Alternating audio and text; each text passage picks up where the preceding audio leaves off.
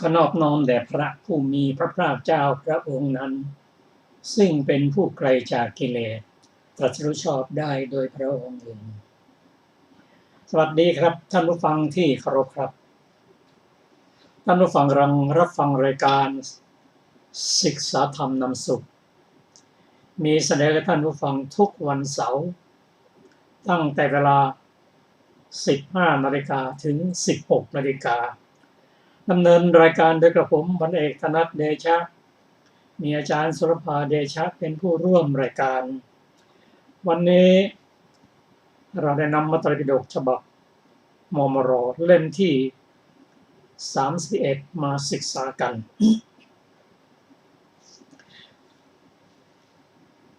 เรื่องที่เราจะศึกษากันวันนี้คือ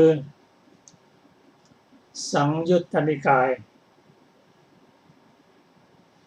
อนุรุทธสังยุตเป็นการเริ่มต้นด้วยสังยุตใหม่สังยุตที่เราศึกษาผ่านมานั้น ก็คืออิทธิบาทสังยุตทั้งหมดที่เราศึกษากันมานี้เป็นเรื่องของโพธิปักขิยธรรมทั้งสิ้นคือองค์ธรรมเป็นเครื่องตรัสรู้อันประกอบด้วยสติปัฏฐานสี่สัมมาปัฏฐานสี่อิทธิบาทสี่ที่เราได้ศึกษากันผ่านมานี้ และยังมี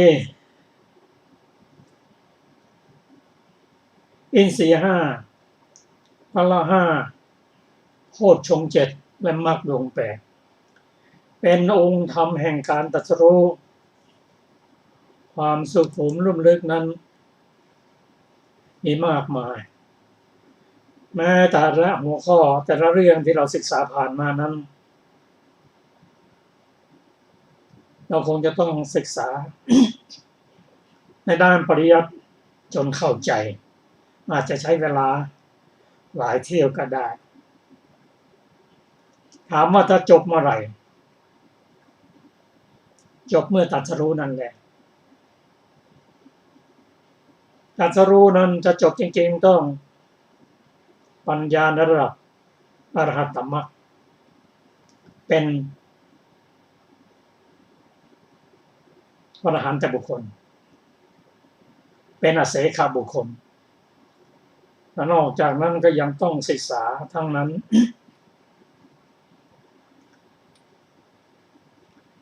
สำหรับอิทธิบาทสี่นี้ เป็นเรื่องที่เราได้ศึกษากันมาก่อนและนำมาใช้ให้เกิดประโยชน์ในด้านโลกิยะในการศึกษาทางโลกต่างๆก็ใช้อิทธิบาทสี่นี้อิทธิบาทสี่นั้นจึงลาดลุ่มลึกไปตามลำดับ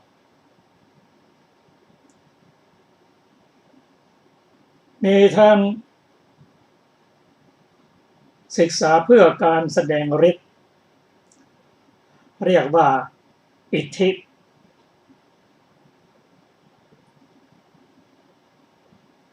เป็นการแสดงฤทธิ์เช่นคนเดียวเป็นหลายคนก็ได้หลายคนเป็นคนเดียวก็ได้หายตัวดำดินไปในอากาศถึงชั้นพรหมความสำเร็จนี้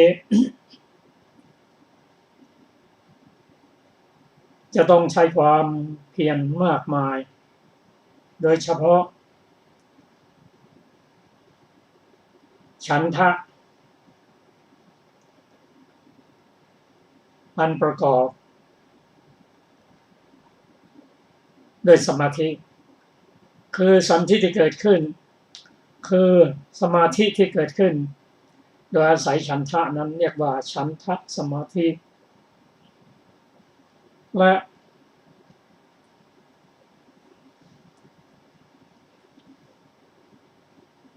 สิ่งประกอบเรียกว่าประธานสังขารถ้าพูดถึงฉันทะก็ทำฉันให้เกิดขึ้นมีความเพียรตั้งจิตไว้ดำรงจิตไว้เพื่อป้องกันไม่ให้กิเลสเกิดขึ้นกำจัดกิเลสที่เกิดขึ้นแล้วก็ดำเนินการปฏิบัติไปในสิ่งที่เจริญขึ้นงอกงามขึ้นและรักษากุศลธรรมที่ตั้งไว้นั้นสังเกตดูว่าจิตประกอบด้วยทีนมิทะทำให้หดหู่หรือเปล่า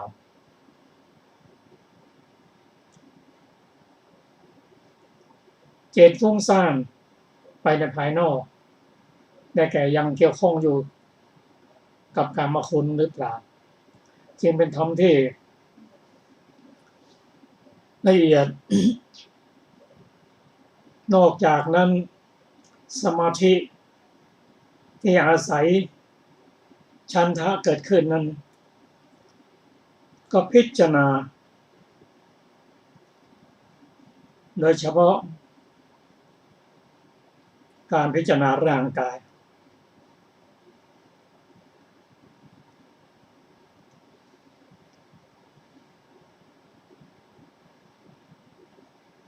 โดยใช้กรรมฐาน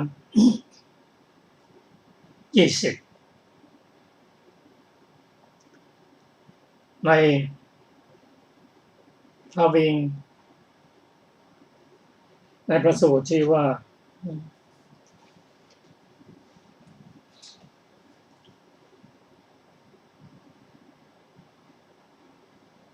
เกี่ยวกับการ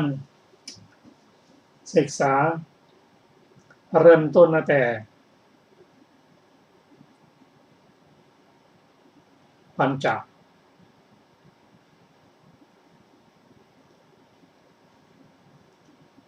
ขันธปัญจกะคือเกสาโลมานาขาทันตาตัจโจตัจโจทันตานาขา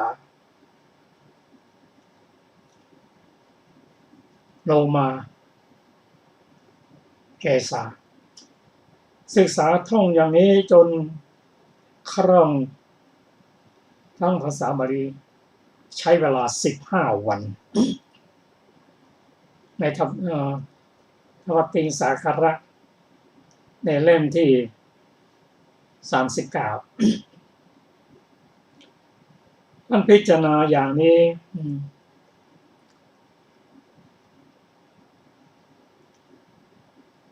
จนเกิดจิตที่เป็นสมาธิเป็นเอกคตาจิตที่เป็นมหคตาจิตทุกขั้นตอนจึงเป็นการเพิ่มพูนสำเร็จเพราะอิทธิก็แปลว่าฤทธิ์แสดงดำดินอะไรต่างๆเนี่ย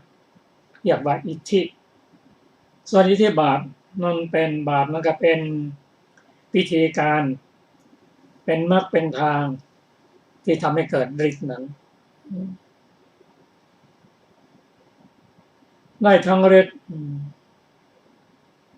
ได้ทั้งกำจัดกิเลสต่อมาก็เป็นอิทธิภาวนาคือการเจริญอิทธิบาท4คือเจริญฉันทะสมาธิประกอบด้วย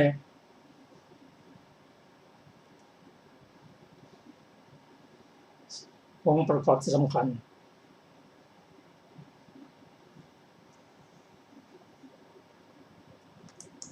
เพราะฉะนั้นการเจริญอิทธิบาท4นั้นตามที่เราศึกษามาเราจะเห็นว่าเป็นการศึกษาเพื่อให้เกิดฤทธิ์แต่จะต้องอาศัยมหคตาจิตคือจิตที่ประเสริฐคือรูปและอรูปในการศึกษานี้ก็ศึกษาในขณะที่มีชีวิตอยู่นี่แหละคือสร้างเหตุให้เกิดขึ้น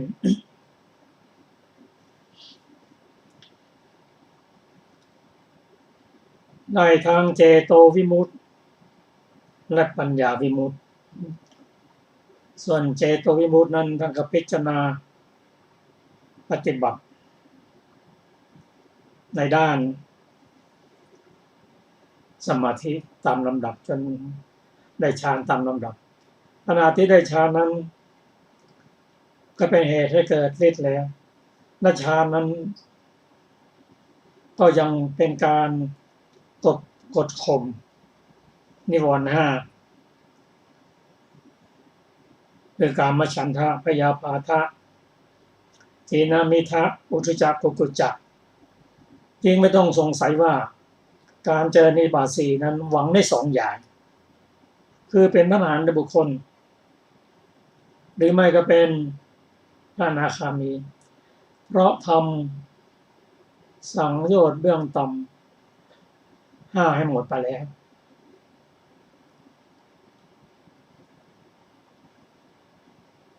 การศึกษา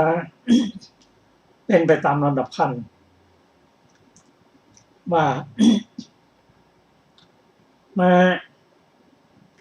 พระยาบุคคลก็ไปตามลำดับขั้นการทำลายกิเลสก็เป็นตามลำดับขั้น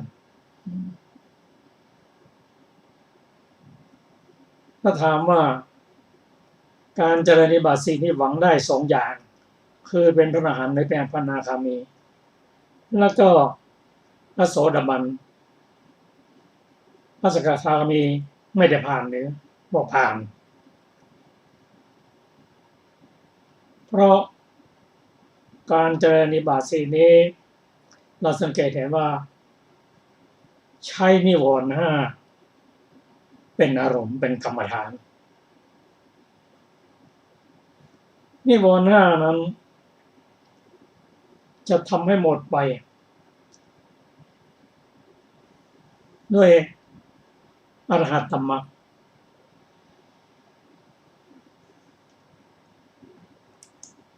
ก็เป็นการศึกษาตามลำดับกำจัดกิเลสไปตามลำดับไม่เห็นจนว่า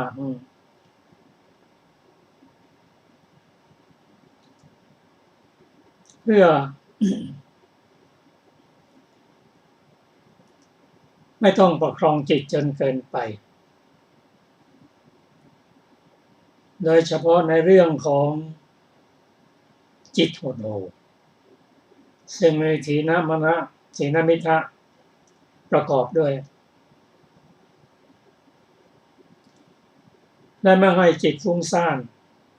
ออกไปข้างนอกก็ตัวดังกล่าวนี้เป็นตัวกิเลสท่านนั้นเป็นการกำจัดกิเลสไปในตัวกดข่มกิเลสไปในตัวแต่ทางด้านสมถะนั้นถ้าถึงเจโตวิมุตติแล้วก็เป็นการทำลายกิเลสได้หมดแล้วเป็นพระอรหันต์แล้วทางด้านของเจโตวิมุตติ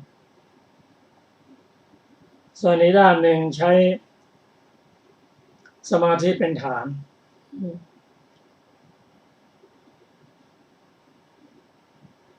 เป็นอิทธิบาทภาวนาด้วยมรรคมีองค์ 8ก็เป็นพระอรหันต์บุคคลทั้งสองฝ่ายเพราะฉะนั้นที่ท่านกล่าวว่าอิทธิบาทสี่นั้นผู้เจริญให้มากกระทำมากแล้วย่อมได้ทั้งเจโตวิมุตติและปัญญาวิมุตติแต่ในด้านเจโตวิมุตตินั้นท่านจะต้องผ่านรูปและอรูปไปตามลำดับจนถึงเนวสัญญานาสัญญายตนะฌานและก็ล่วงสัญญาก็ล่วงเนวสัญญานาสัญญาล่วงไปไม่ติดยึดเข้าสู่สัญญาเป็นตามที่สัญญาโรธเป็นผู้หมดกิเลสแล้วถ้าเป็นแนวทางเข้าสู่ความเป็นพระอรหันตบุคคลซึ่งมีสองทางไปบรรจบกันที่เป็นพระอรหันตบุคคล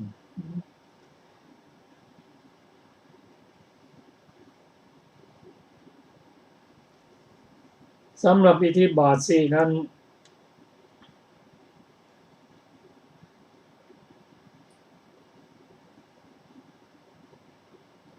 ก็จะขอสรุป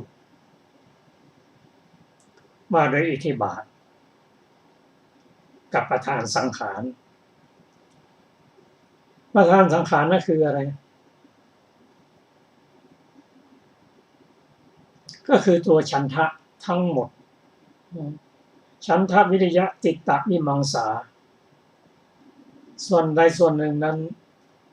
จะต้องมีฉันทะอยู่ทุกส่วนและแต่ละส่วนนั้นสามารถที่จะเจริญได้จนถึงเป็นพระอรหันตบุคคลพระสูตรที่เกี่ยวกับอิทธิบาทกับประธานสังขารนั้น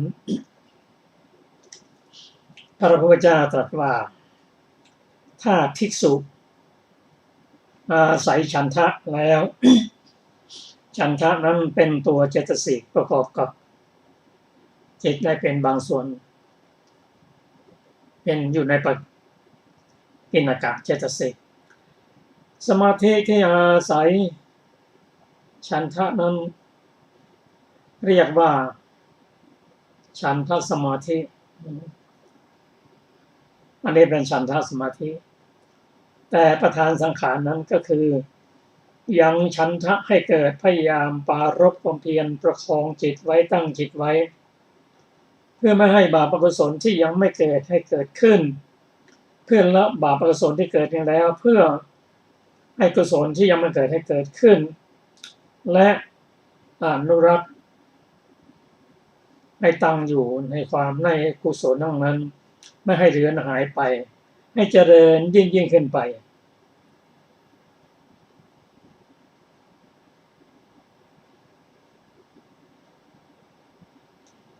ให้เกิดความไพบูรณ์เพื่อความเจริญบริบูรณ์แห่งกุศลธรรมที่เกิดขึ้นแล้วทั้งหมดนี้ที่กล่าวนี้เรียกว่าประธานสังขารถ้าภิกษุอาศัยวิริยะแล้วได้สมาธิได้เอกคตาจิตคือจิตเป็นสมาธินั่นเองเรียกว่าวิริยะสมาธิ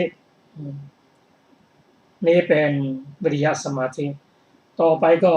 ประกอบด้วยประธานสังขารก็คือยังฉันทะให้เกิดขึ้นมีความเพียรตั้งจิตไว้เพื่อ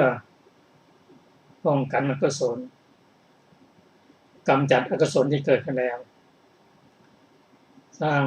อกุศลให้เกิดขึ้นและดำรงไว้ซึ่งกุศลธรรมนั้นเรียกว่าอิทธิบาทประกอบด้วยวิริยะสมาธิและประธานสังขารในทำนองเดียวกันอาศัยจิตได้สมาธิก็เรียกว่าจิตตสมาธิและก็ยังฉันทะให้เกิดขึ้นตั้งจิตไว้ประคองจิตไว้มีความเพียรเพื่อป้องกันอกุศลกำจัดอกุศลที่เกิดขึ้นแล้ว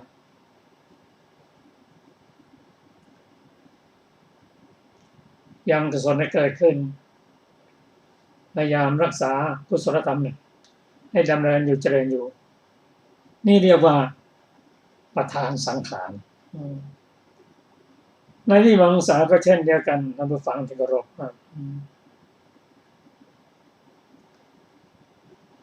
สมาธิที่อาศัยวิมังสานี่แปลว่าคือปัญญากลุ่มของปัญญาพิจารณา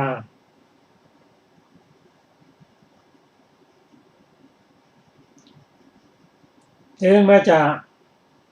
เจริญวิมังสาสมาธิคือสมาธิที่อาศัยวิมังสาเกิดขึ้นในวิมังสาสมาธิก็ต้องยังฉันทะให้เกิดพยายามปรารภความเพียรประคองจิตไว้ตั้งจิตไว้เพื่อป้องกันบาปอกุศลกำจัดบาปอกุศลที่เข้ามาแล้วยังกุศลให้เพิ่มขึ้นและรักษาอกุศลธรรมให้บริบูรณ์ยิ่งขึ้นก็ทั้งหมดนี้เรียกว่าประธานสังขารรวมทั้งหมดก็เรียกว่าอิทธิบาทประกอบด้วยวิมังสาสมาธิและประธานสังขารเราจะเห็นความละเอียดของสูตรนี้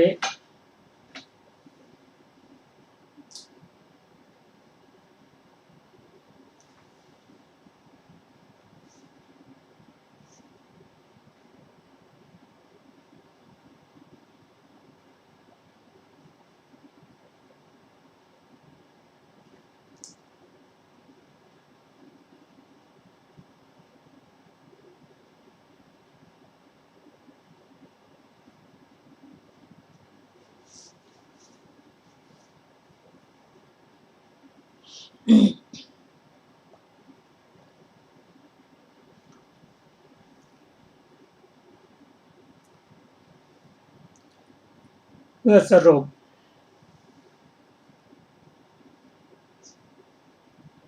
อิทธิบาทสังยุตนั้น เราจะเห็นว่าเราได้รับความรู้จากพระสูตรนี้ว่าภิกษุสมณะหรือพราหมณ์เราใดเราหนึ่งเป็นผู้มีฤทธิ์มากมีอานุภาพมากสมณะหรือพราหมณ์ทั้งหมดก็เจริญอิทธิบาท4นั่นเอง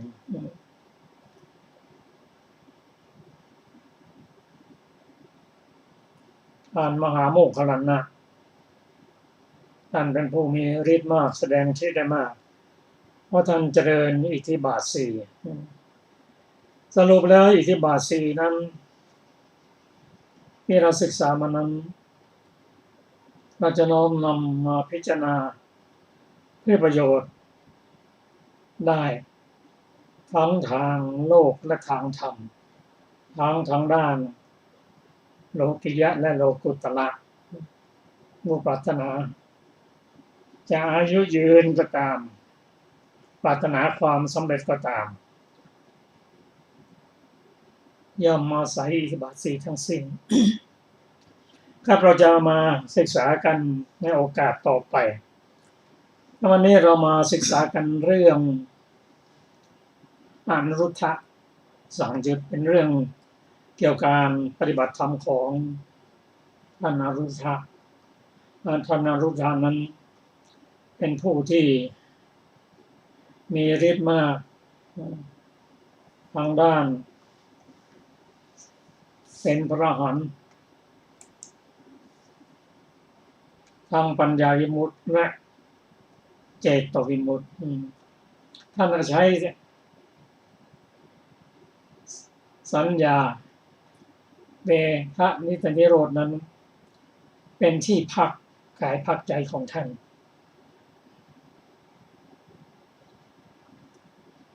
เป็นเรื่องของสติปัฏฐาน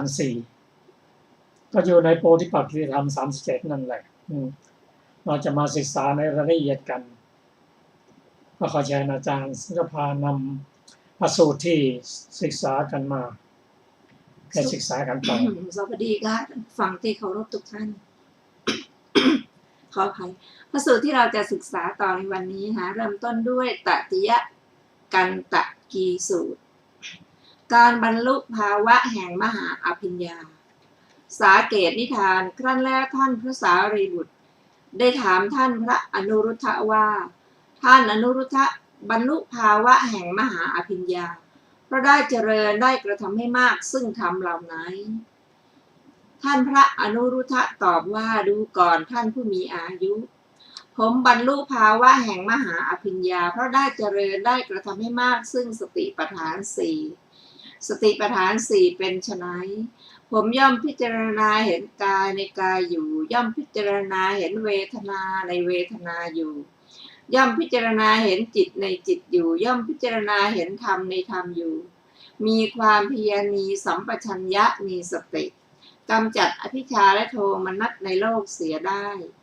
ดูก่อนท่านผู้มีอายุ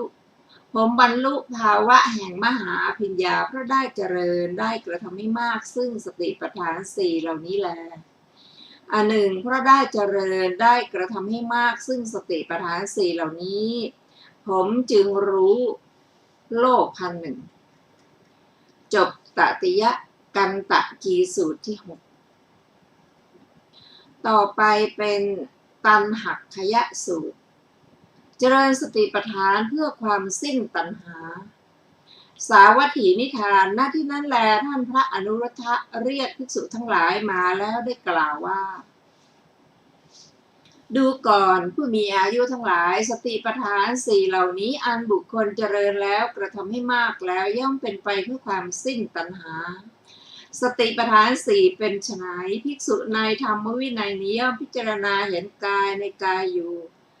ย่อมพิจารณาเห็นเวทนาในเวทนาอยู่ย่อมพิจารณาเห็นจิตในจิตอยู่ย่อมพิจารณาเห็นธรรมในธรรมอยู่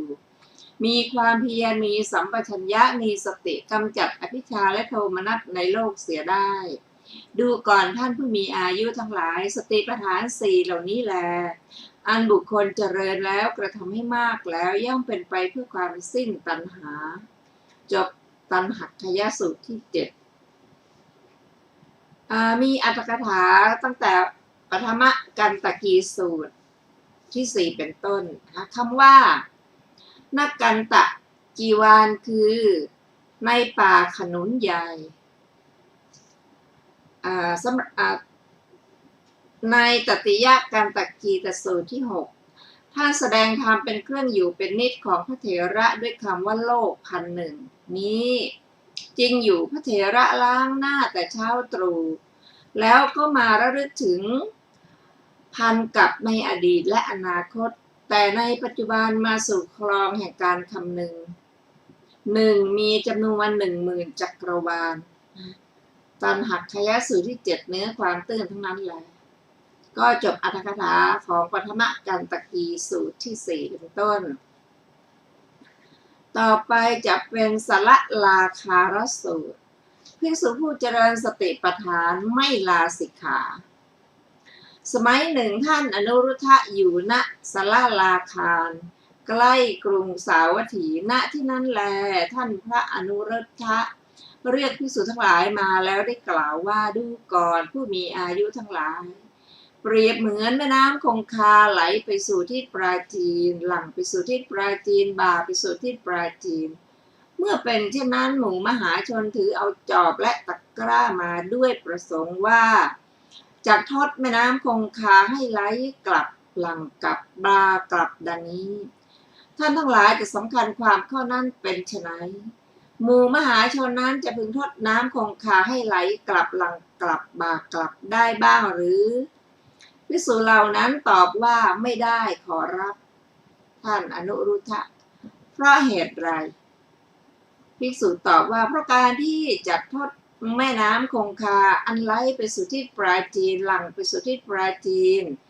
บ่าไปสู่ทิศปราจีนให้ไหลกลับหลั่งกลับบากลับมิใช่กระทำได้ง่ายหมู่มหาชนนั้นจะพึงเป็นผู้มีส่วนแห่งความเหน็ดเหนื่อยลำบากเปล่าแน่นอนอนุรุทธะฉันนั้นเหมือนกันผู้มีอายุทั้งหลายพระราชามหาอมาตย์ของพระราชามิตรอมาตย์ญาติหรือสาโลหิตจะพึงเชื้อเชิญภิกษุผู้เจริญกระทำให้มากซึ่งสติปัฏฐาน 4ให้ยินดีด้วยโภคะว่าดูก่อนบุรุษผู้เจริญจงมาเถิดท่านจะครองผ้ากาสาวะเหล่านี้อยู่ทำไมท่านจะเป็นผู้มีศีรษะโล้นมือถือกระเบื้องเชื่อบิณฑบาตอยู่ทำไมนิมนต์ท่านศึกมาบริโภคสมบัติและบำเพ็ญบุญเถิดข้อที่ภิกษุผู้เจริญผู้กระทำให้มากซึ่งสติปัฏฐาน 4จากลาสิกขาออกมานั้นไม่ใช่ฐานะที่จะมีได้ข้อนั้นเพราะเหตุไรเพราะจิตที่น้อมไปในวิเวกโน้มไปในวิเวกโอนไปในวิเวกตลอดกาลนานจักม้วนศึกไม่ใช่ฐานะที่จะมีได้ดูก่อนผู้มีอายุทั้งหลายก็ภิกษุย่อมเจริญกระทำให้มากซึ่งสติปัฏฐาน 4อย่างไรภิกษุในธรรมวินัยนี้ย่อมพิจารณาเห็นกายในกายอยู่ย่อมพิจารณาเห็นเวทนาในเวทนาอยู่ย่อมพิจารณาเห็นจิตในจิตอยู่ย่อมพิจารณาเห็นธรรมในธรรมอยู่มีความเพียรมีสัมปชัญญะมีสติกำจัดอภิชฌาและโทมนัสในโลกเสียได้ดูก่อนผู้มีอายุทั้งหลายภิกษุย่อมเจริญกระทำให้มากซึ่งสติปัฏฐาน 4อย่างนี้แลจบสละลาคาสูตรที่ 8มีอรรถกถากล่าวว่าคำว่าณสละลาคารคือในศาลามุงใบไม้เอาต้นสนสร้างหรือในอาคารที่มีชื่อเช่นนั้นเพราะอยู่ใกล้ประตูต้นสนในสูตรนี้ทรงแสดงวิปัสสกบุคคลพร้อมกับวิปัสสนาจบสละลาคารสูตรที่ 8ต่อไปเป็นอัมพปาลิสูตรว่าด้วยวิหารธรรมสมัยหนึ่งท่านพระอนุรุทธะและท่านพระสารีบุตรอยู่ในอัมพปาลีวันใกล้เมืองเวสาลีครั้งนั้นเป็นเวลาเย็นท่านพระสารีบุตรออกจากที่พักเข้าไปหาท่านพระอนุรุทธะครั้นแล้วได้ถามท่านพระอนุรุทธะว่าดูก่อนท่านอนุรุทธะ อินทรีย์ของท่านผ่องใสผิวหน้าของท่านบริสุทธิ์ผ่องแผ้วในเวลานี้ท่านอนุรุทธะอยู่ด้วยวิหารธรรมข้อไหนมากท่านพระอนุรุทธะตอบว่าดูก่อนท่านผู้มีอายุเวลานี้ผมมีจิตตั้งมั่นอยู่ในสติปัฏฐานสี่มากสติปัฏฐานสี่เป็นไฉนผมย่อมพิจารณาเห็นกายในกายอยู่ย่อมพิจารณาเห็นเวทนาในเวทนาอยู่ย่อมพิจารณาเห็นจิตในจิตอยู่ย่อมพิจารณาเห็นธรรมในธรรมอยู่มีความเพียรมีสัมปชัญญะมีสติกำจัดอภิชฌาและโทมนัสในโลกเสียได้ดูก่อนท่านผู้มีอายุเวลานี้ผมมีจิตตั้งมั่นอยู่ในวิหารธรรมเหล่านี้เป็นอันมากภิกษุใดเป็นอรหันตขีณาสพอยู่จบพรหมจรรย์มีกิจที่ควรทำเสร็จแล้วปลงภาระลงแล้วบรรลุถึงประโยชน์ของตนแล้วสิ้นสังโยชน์ที่จะนำไปสู่ภพแล้วเพราะรู้โดยชอบภิกษุนั้นมีจิตตั้งมั่นในสติปัฏฐานสี่เหล่านี้อยู่มากภาษาริบุตรโอ้เป็นลาภของเราแล้วเราได้ดีแล้วที่ได้ฟังอาสาภิวาจาในที่เฉพาะหน้าท่านพระอนุรุทธะผู้กล่าวจบอัมพปาลิสูตรที่ 9อัตถกถาของอัมพปาลิสูตรคำว่าอาสาภิวาจาหมายถึงวาจาสูงสุดที่ส่องถึงความเป็นพระอรหันต์ของตนคำที่เหลือในที่ทุกแห่งมีใจความตื้นทั้งนั้นแหละจบอัตถกถาอัมพปาลิสูตรที่ 9และจบระโหคตวรรควรรณนาที่ 1ต่อไปเป็น กิลานสูตรจิตตั้งมั่นในสติปัฏฐานทุกขเวทนาไม่ครอบงำสมัยหนึ่งท่านพระอนุรุทธะอยู่ในป่าอันธวันใกล้พระนครสาวัตถีอาพาธได้รับทุกข์เป็นไข้หนักครั้งนั้นภิกษุมากรูปเข้าไปหาท่านพระอนุรุทธะถึงที่อยู่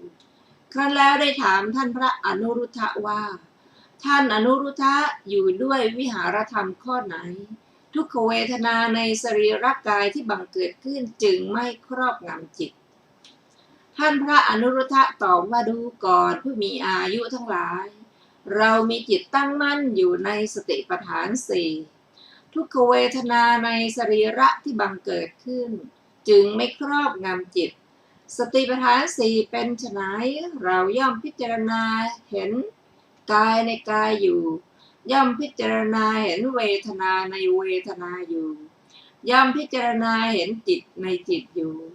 ย่อมพิจารณาเห็นธรรมในธรรมอยู่มีความเพียรมีสัมปชัญญะมีสติกำจัดอภิชฌาและโทมนัสในโลกเสียได้ดูก่อนท่านผู้มีอายุทั้งหลาย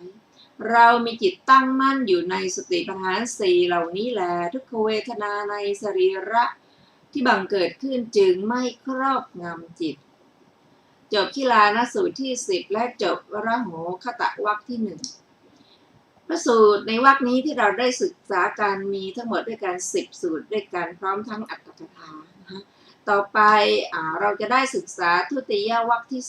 2สูตรแรกคือสหัสสูตรการบรรลุภาวะแห่งมหาอภิญญาสมัยหนึ่งท่านพระอนุรุทธะอยู่ที่พระวิหารเชตวันอารามของท่านอนาถบิณฑิกเศรษฐีใกล้พระนครสาวัตถีครั้งนั้นภิกษุมากรูปเข้าไปหาท่านพระอนุรุทธะถึงที่อยู่ได้ปราศัยกับท่านพระอนุรุทธะครั้นแล้วได้ถามท่านพระอนุรุทธะว่าท่านอนุรุทธะบรรลุภาวะแห่งมหาอภิญญาเพราะได้เจริญได้กระทำให้มากซึ่งธรรมเหล่าไหนท่านพระอนุรุทธะตอบว่าดูก่อนผู้มีอายุทั้งหลายเราบรรลุภาวะแห่งมหาอภิญญาเพราะได้เจริญได้กระทำให้มากซึ่งสติปัฏฐานสี่สติปัฏฐานสี่เป็นไฉนเราย่อมพิจารณาเห็นกายในกายอยู่ย่อมพิจารณาเห็นเวทนาในเวทนาอยู่ย่อมพิจารณาเห็นจิตในจิตอยู่ย่อมพิจารณาเห็นธรรมในธรรมอยู่มีความเพียรมีสัมปชัญญะมีสติกำจัดอภิชฌาและโทมนัสในโลกเสียได้ ดูก่อนท่านผู้มีอายุทั้งหลายเราบรรลุภาวะแห่งมหาอภิญญาเพราะได้เจริญได้กระทำให้มากซึ่งสติปัฏฐานสี่เหล่านี้แลอันหนึ่งเราย่อมระลึกได้ตลอดพันกับเพราะได้เจริญได้กระทำให้มากซึ่งสติปัฏฐานสี่เหล่านี้จบสหัสสูตรที่หนึ่งต่อไปเป็นอิทธิสูตรเจริญสติปัฏฐานแสดงฤทธิ์ได้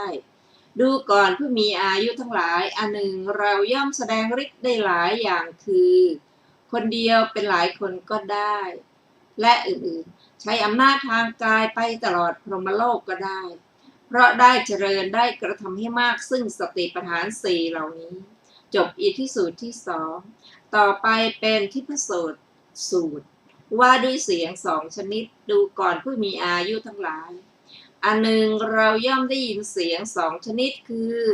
เสียงทิพย์และมนุษย์ทั้งที่อยู่ไกลและใกล้ด้วยทิพย์โสตอันบริสุทธิ์ล่วงโสตของมนุษย์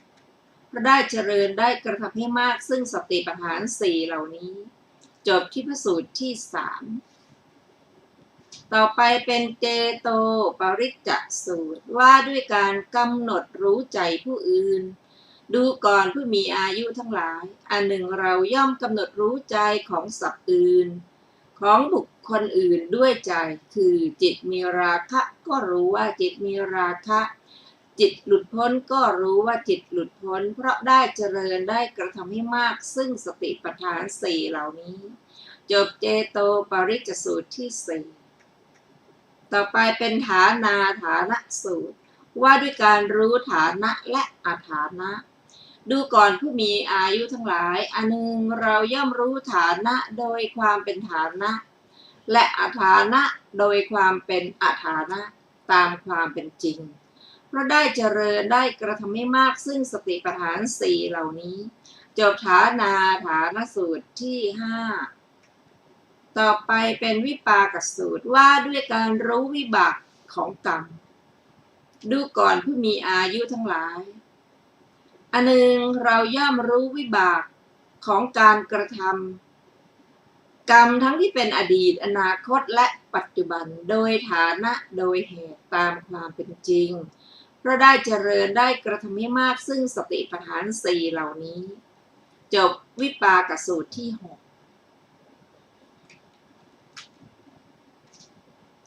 ต่อไปเป็นสัพพัทถคามินีปฏิปทาสูตรปฏิปทาอันให้ถึงประโยชน์ทั้งปวงดูก่อนผู้มีอายุทั้งหลายอันหนึ่งเราย่อมรู้จักปฏิปทาอันให้ถึงประโยชน์ทั้งปวงตามความเป็นจริงเพราะได้เจริญได้กระทำให้มากซึ่งสติปัฏฐานสี่เหล่านี้จบสัพพัทถคามินีปฏิปทาสูตรที่เจ็ดสูตรต่อไปชื่อว่านานาธาตุสูตรว่าด้วยการรู้ธาตุต่างๆดูก่อนผู้มีอายุทั้งหลายอันหนึ่งเราย่อมรู้ธาตุเป็นอเนกและโลกธาตุต่างๆตามความเป็นจริงเพราะได้เจริญได้กระทำให้มากซึ่งสติปัฏฐานสี่เหล่านี้จบนานาธาตุสูตรที่แปดต่อไปเป็นอธิมุตติสูตรว่าด้วยการรู้อธิมุตต่างๆดูก่อนผู้มีอายุทั้งหลายอันหนึ่งเราย่อมรู้อธิมุต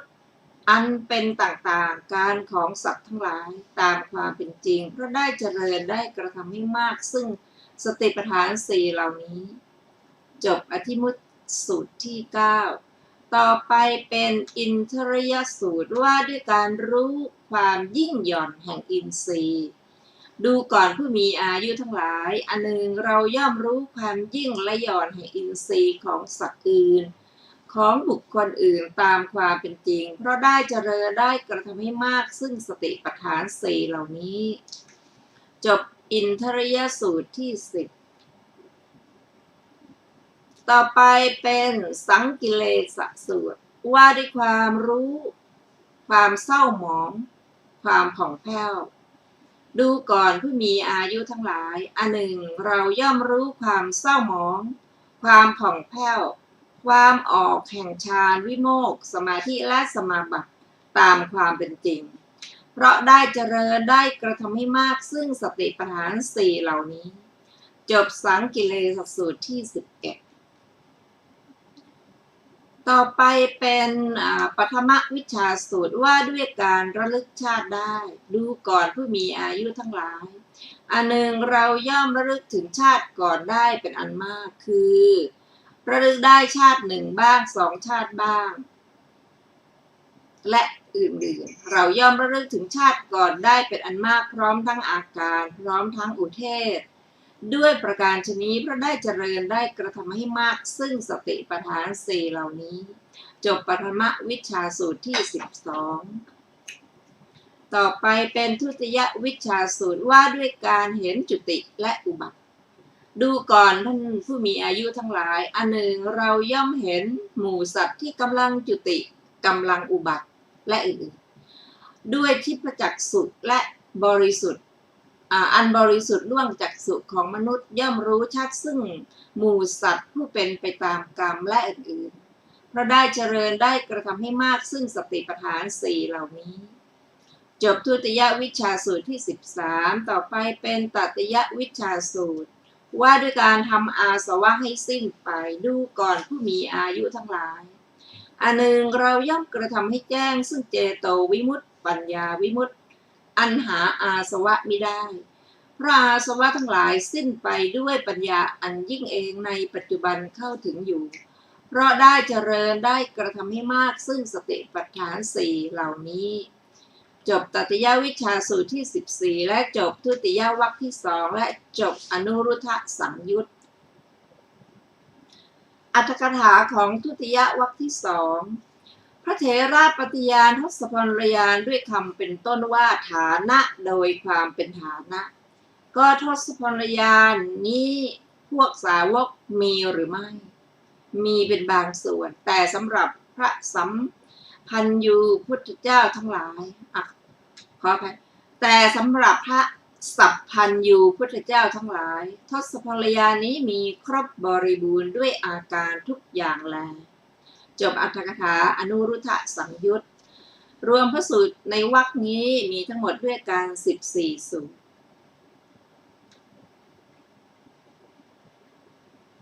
ต่อไปเป็นญาณสังยุตว่าด้วยฌานสังยุตว่าด้วยฌานสี่สาวัตถีนิทานหน้าที่นั้นแลพระผู้มีพระภาคเจ้าตรัสว่าดูก่อนภิกษุทั้งหลายฌานเหล่านี้ฌานสี่เป็นไฉนภิกษุในธรรมวินัยนี้สงัดจากกามสงัดจากอกุศลธรรมบรรลุปฐมฌานมีวิตกวิจารมีปีติและสุขเกิดแต่วิเวกอยู่บรรลุทุติยฌานมีความผ่องใสแห่งจิตในภายในเป็นธรรมเอกขุดขึ้นไม่มีวิตกไม่มีวิจารเพราะวิตกวิจารสงบไปมีปีติและสุขเกิดแต่สมาธิอยู่มีอุเบกขามีสติสัมปชัญญะเสวยสุขด้วยนามกายเพราะปีติสิ้นไปบรรลุตติยฌานที่พระอริยเจ้าทั้งหลายสรรเสริญว่าผู้ได้ฌานนี้เป็นผู้มีอุเบกขามีสติอยู่เป็นสุขบรรลุจตุตถฌานไม่มีทุกข์ไม่มีสุขเพราะละสุขละทุกข์และดับโสมนัสโทมนัสก่อนได้มีอุเบกขาเป็นเหตุให้สติบริสุทธิ์อยู่ดูก่อนภิกษุทั้งหลายฌานสี่เหล่านี้แลดูก่อนภิกษุทั้งหลายเปรียบเหมือนแม่น้ำคงคาไหลไปสู่ทิศปลายจีนหลั่งไปสู่ทิศปลายจีนบาไปสู่ทิศปลายจีนฉันใดภิกษุเจริญกระทำให้มากซึ่งฌานสี่ย่อมเป็นผู้น้อมไปสู่นิพพานโน้มไปสู่นิพพานโอนไปสู่นิพพานฉันนั้นเหมือนกันดูก่อนภิกษุทั้งหลายก็ภิกษุเจริญกระทำให้มากซึ่งฌานสี่อย่างไรย่อมเป็นผู้น้อมไปสู่นิพพานโน้มไปสู่นิพพานโอนไปสู่นิพพานภิกษุในธรรมวินัยนี้สงัดจากกามสงัดจากอกุศลธรรมบรรลุปฐมฌานมีวิตกวิจารมีปีติและสุขเกิดแต่วิเวกอยู่บรรลุทุติยฌานตติยฌานจตุตถฌานดูก่อนภิกษุทั้งหลายภิกษุเจริญกระทำให้มากซึ่งฌานสี่อย่างนี้แลย่อมเป็นผู้โน้มไปสู่นิพพานโน้มไปสู่นิพพานโอนไปสู่นิพพาน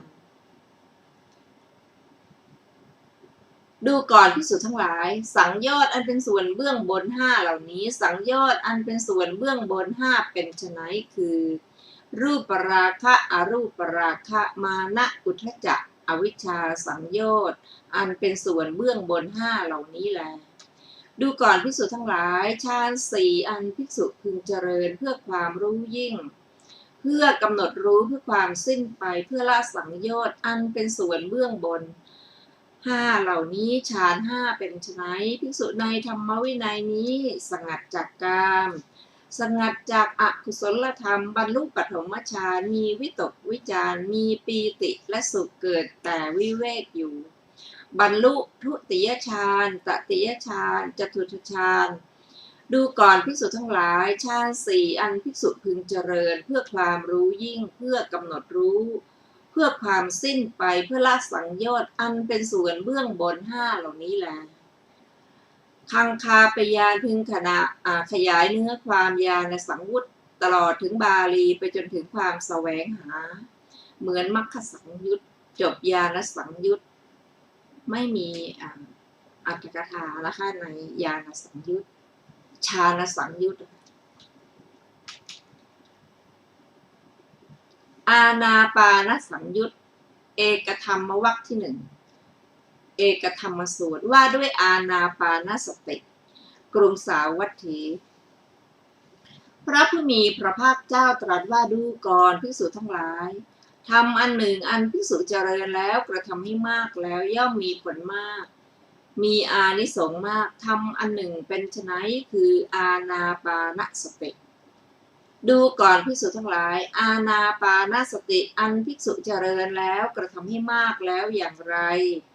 ย่อมมีผลมากมีอานิสงส์มากภิกษุในธรรมวินัยนี้อยู่ในป่าก็ดีอยู่ที่โคนไม้ก็ดีอยู่ที่เรือนว่างก็ดีนั่งคูบัลลังก์ตั้งกายตรงดำรงสติไว้เฉพาะหน้าเธอมีสติหายใจออกมีสติหายใจเข้าเมื่อหายใจออกยาวก็รู้ชัดว่าหายใจออกยาวเมื่อหายใจเข้ายาวก็รู้ชัดว่าหายใจเข้ายาวเมื่อหายใจออกสั้นก็รู้ชัดว่าหายใจออกสั้นเมื่อหายใจเข้าสั้นก็รู้ชัดว่าหายใจเข้าสั้นย่อมสำเนียกว่าเราจะเป็นผู้รู้แจ้งกายทั้งปวงหายใจออกย่อมสำเนียกว่าเราจะรู้แจ้งกายทั้งปวงหายใจเข้าย่อมสำเนียกว่าเราจะเป็นผู้ระงับกายสังขารหายใจออกย่อมสำเนียกว่าเราจะเป็นผู้ระงับกายสังขารหายใจเข้าย่อมสำเนียกว่าเราจะรู้แจ้งปีติหายใจออกย่อมสำเนียกว่าเราจะรู้แจ้งปีติหายใจเข้าย่อมสำเนียกว่าเราจะรู้แจ้งหายใจออกขอให้เราจะรู้แจ้งสุขหายใจออกย่อมสำเนียกว่าเราจะรู้แจ้งสุขหายใจเข้าย่อมสำเนียกว่าเราจะรู้แจ้งจิตสังขารหายใจออกย่อมสำเนียกว่าเราจะรู้แจ้งจิตสังขารหายใจเข้าย่อมสำเนียกว่าเราจะเป็นผู้ระงับจิตสังขารหายใจออกย่อมสำเนียกว่าเราจะระงับจิตสังขารหายใจเข้าย่อมสำเนียกว่าเราจะเป็นผู้รู้แจ้งจิตหายใจออกย่อมสำเนียกว่าเราจะเป็นผู้รู้แจ้งแห่งจิตรู้แจ้งจิตหายใจเข้าย่อมสำเนียกว่าเราจะทำจิตให้บันเทิงหายใจออกย่อมสำเนียกว่าเราจะทำจิตให้บันเทิงหายใจเข้าย่อมสำเนียกว่าเราจะตั้งจิตมั่นหายใจออกย่อมสำเนียกว่าเราจะตั้งจิตมั่นหายใจเข้าย่อมสำเนียกว่าเราจะเปลื้องจิตหายใจออกย่อมสำเนียกว่าเราจะเปลื้องจิตหายใจเข้าย่อมสำเนียกว่าเราจะพิจารณาเห็นโดยความเป็นของไม่เที่ยงหายใจออกย่อมสำเนียกว่าเราจะพิจารณาเห็นโดยความเป็นของไม่เที่ยงหายใจเข้า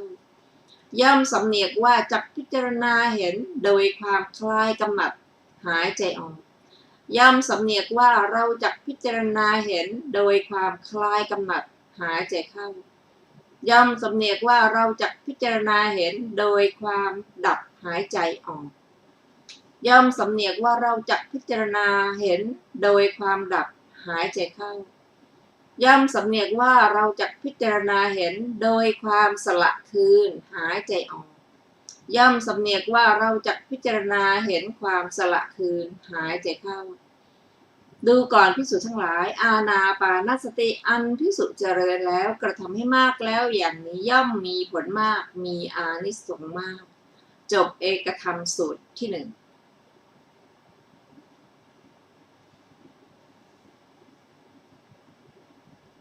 อรรถกถาของเอกธรรมสูตรทำเป็นธรรมอย่างเอกชื่อว่าเอกธรรมคำใดที่เหลืออันจะพึงกล่าวในที่นี้คำนั้นทั้งหมดได้กล่าวไว้เสร็จแล้วในนิเทศที่ว่าด้วยอานาปานสติกรรมฐานในวิสุทธิมรรคต่อไปเป็นโพชฌงคสูตรว่าด้วยโพชฌงค์ดูก่อนภิกษุทั้งหลายอานาปานสติอันภิกษุเจริญแล้วกระทำให้มากแล้วย่อมมีผลมากมีอานิสงส์มากก็อานาปานสติอันภิกษุเจริญแล้วกระทำให้มากแล้วอย่างไรย่อมมีผลมากมีอานิสงส์มากภิกษุในธรรมวินัยนี้ย่อมเจริญสติสัมโพชฌงค์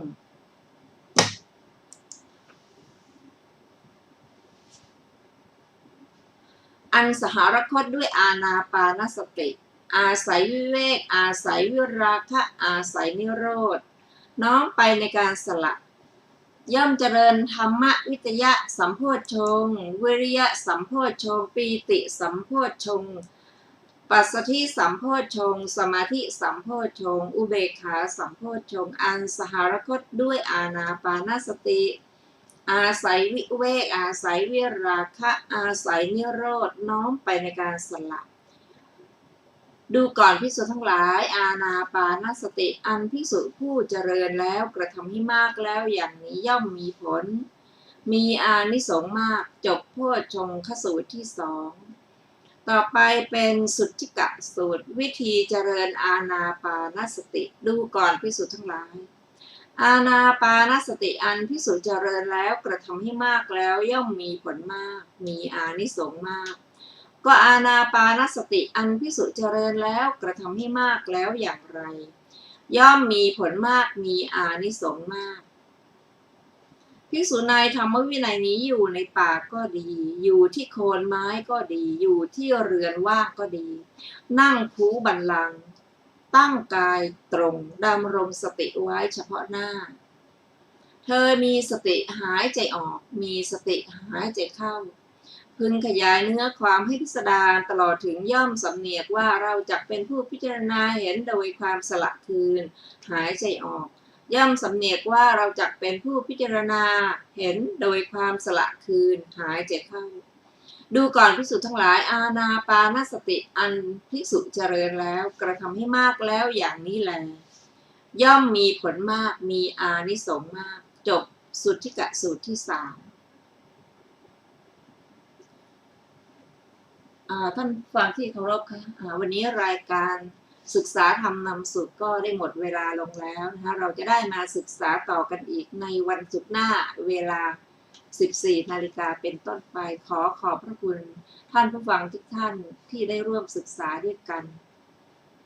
ขอมีความสุขสวัสดีเจริญในธรรมยิ่งวันนี้สวัสดีค่ะ